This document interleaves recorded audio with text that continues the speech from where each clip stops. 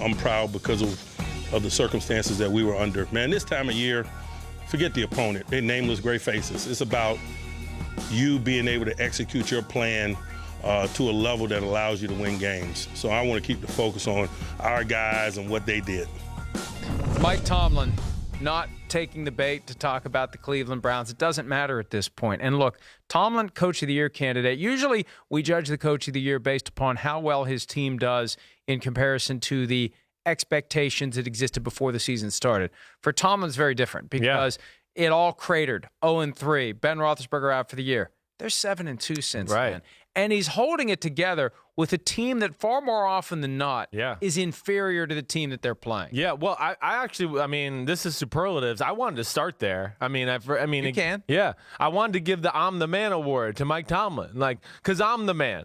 That's what he's saying. He's the man or you're the man? No, I'm the man too, but he's really the man, okay?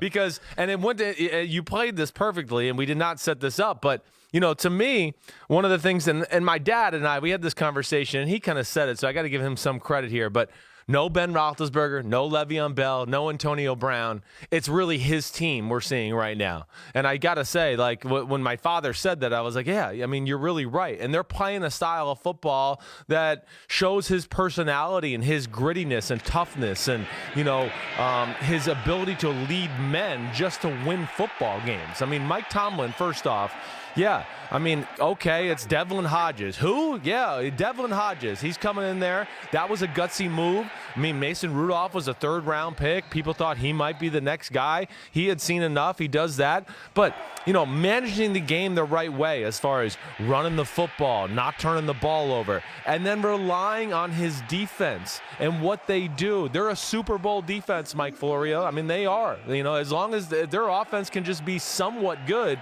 they are the type of defense that can ruin most teams' game plans with their front seven, their secondary, the creativity, and their physicality. So Mike Tomlin, is on a very short list for Coach of the Year, and it's amazing what they're doing. This is a team you do not want to play in the postseason. They are going to be right. We assume that the Ravens and the Patriots are going to get together in the AFC Championship game. Let's not assume that because the Steelers are a team that could disrupt it. Could you imagine a Steelers-Ravens game in the divisional round? Right. You just think of again, going back Steelers-Patriots, right? So the Patriots offense is nothing to worry about. That defense gets a strip sack fumble or one interception and, they win a 13-10 game. I don't think that's crazy. Of course, I would pick the Patriots, but, to your point, they're dangerous. And they certainly are against the Ravens and their ability to stop the run and cause havoc up front, too. And the Steelers fell victim to this a couple of years ago when we assumed they would see the Patriots in the AFC Championship game. If you're so focused on that rematch, and Tomlin he made a bad mistake when he had the interview with Tony Dungy a couple of years ago and presumed he was going to see the Patriots again. You can't look past those divisional round games because there are teams in the AFC like the Steelers, like the Bills, like the Chiefs, if they make it that far, that can go into New England and can go into Baltimore. And if everything lines up just right, they could disrupt that presumptive AFC Championship game.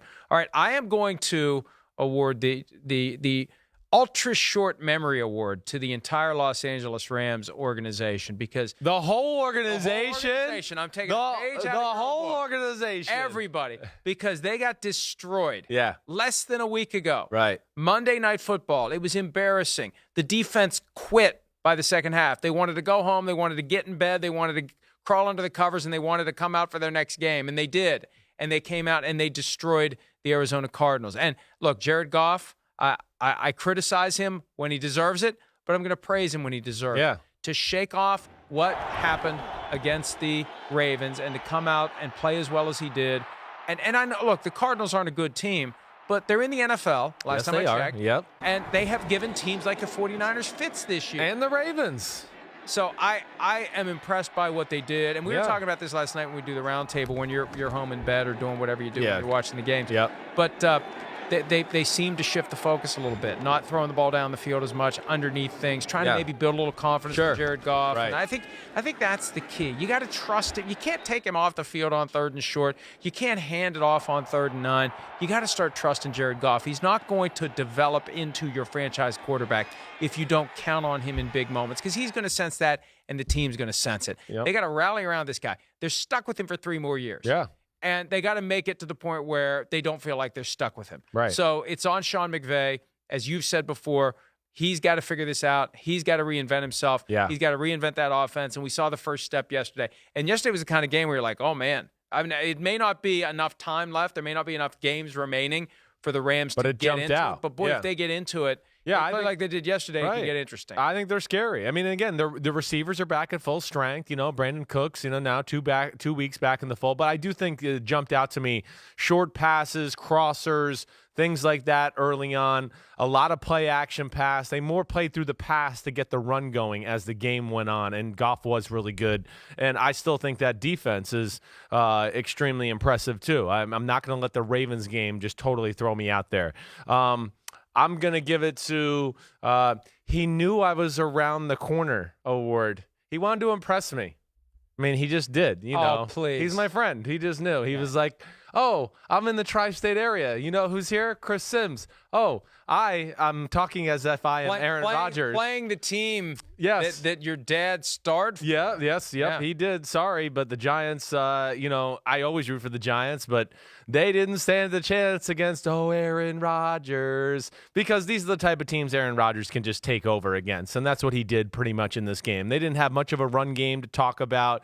It was snowing and sleeting at some points, but as we were watching the game and I was I always have fun with Rodgers when he makes great throws and does things like that. But, just the elements do not faze him. His ability to throw perfect spirals and lasers right through the wind or the snow or whatever it may be. I mean, there's a deep post off his back foot early in the game. Okay, that gets him going. And you can see the snow and rain coming down. But it was a classic Rodgers performance, him dancing around. He was careful with the ball at times, but made a few throws that all of us were just like, what? Are you kidding me that he's still making that throw? He got them back on track, as you talked about with the Rams. They took a butt whooping last week against the 49ers. I think the Green Bay Packers are still really good. I don't know how good they are. I don't know if they're 1 and done or 2 and done in the playoffs.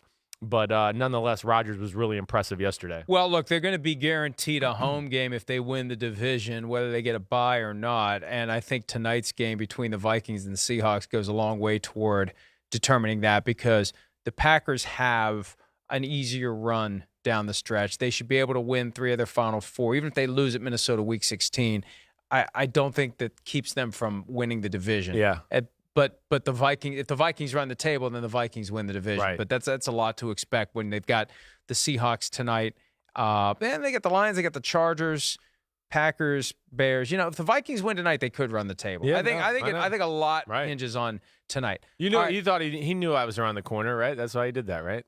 Sure, that's exactly why I did it. If the game had been played in anywhere but New Jersey, they would have lost. Yeah, probably. Yeah. All right.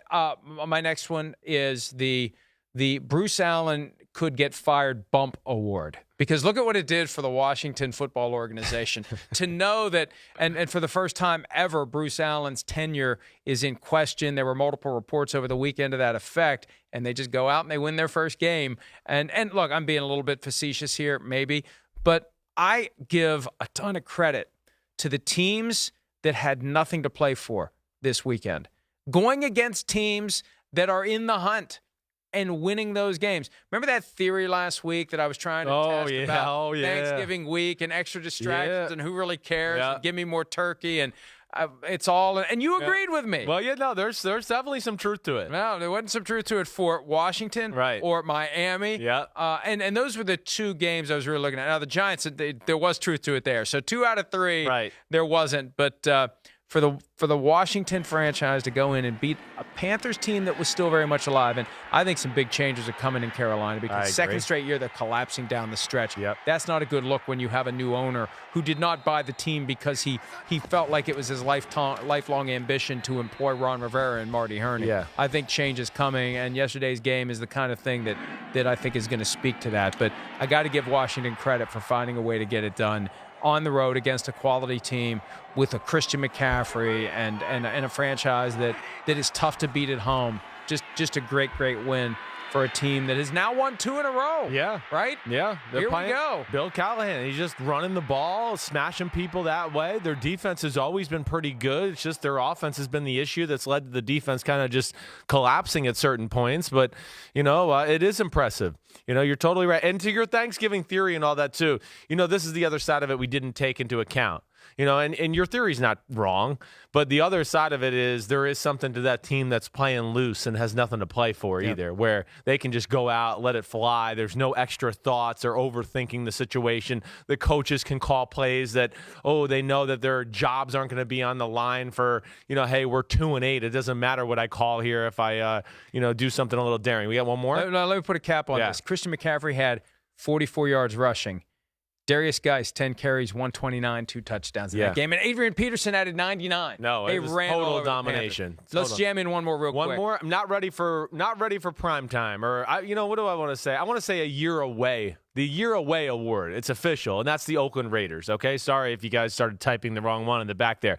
The Year Away Award for the Oakland Raiders. Is it really a year? Yeah, I think it's a year. I do. I mean, look at the leaps and bounds they made just in this past year. And I think, the one thing I think we're seeing here down the stretch, and John Gruden's done a great job with this football team, it's just if the game doesn't get managed and go exactly how it has to, they're not good enough to overcome it yet. They're young, right? They got a lot of young players throughout the offensive and defensive side of the ball, and they just don't have enough big-time difference makers yet. That's really the biggest issue they have. So, they have to almost play the perfect game, which we saw them do a few times this year against teams like the Bears and, the Minnesota Vikings, not the Minnesota Vikings game. Was it that? No, the Colts game, sorry.